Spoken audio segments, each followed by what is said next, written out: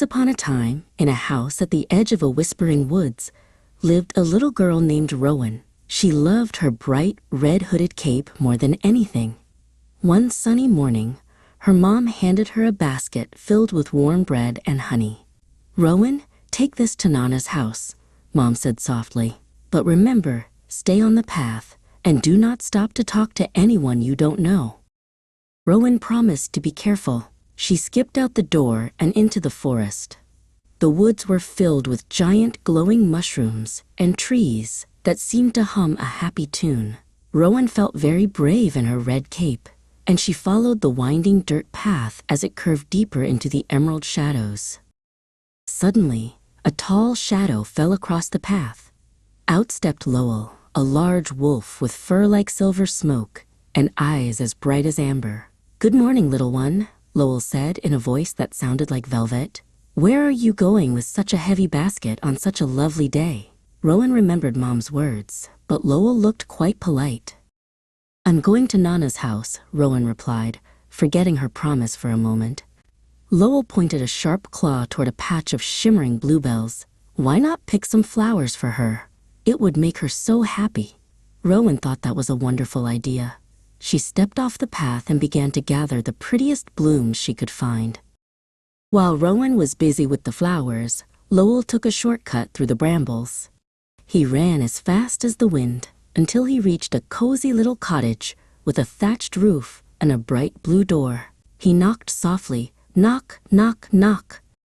Inside, Nana heard the knock. But when she saw Lowell's long snout through the window, she knew he was up to no good. Being a very clever woman, Nana didn't wait around. She quickly scrambled into a large, sturdy wooden wardrobe and pulled the door shut just as Lowell burst into the room. Lowell looked around the empty room and huffed. He decided to wait for Rowan instead.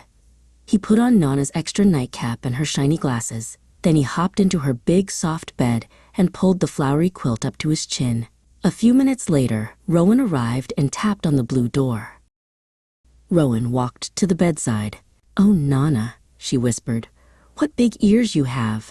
Lowell tried to sound sweet. "The better to hear your stories, my dear." Rowan leaned closer. "But Nana, what big eyes you have." Lowell chuckled. "The better to see your pretty face." Then Rowan gasped, "Nana, what big teeth you have."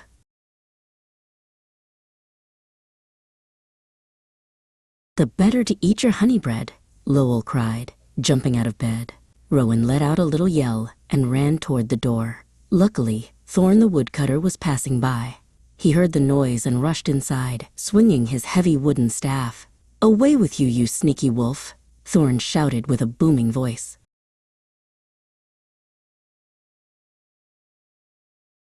Lowell was so scared that he jumped right out the window and ran deep into the forest, never to be seen again. Nana climbed out of the wardrobe and gave Rowan a giant hug. "I'm so sorry I didn't listen to Mom," Rowan said, holding Nana tight. From that day on, Rowan always stayed on the path and remembered that some strangers aren't as friendly as they seem.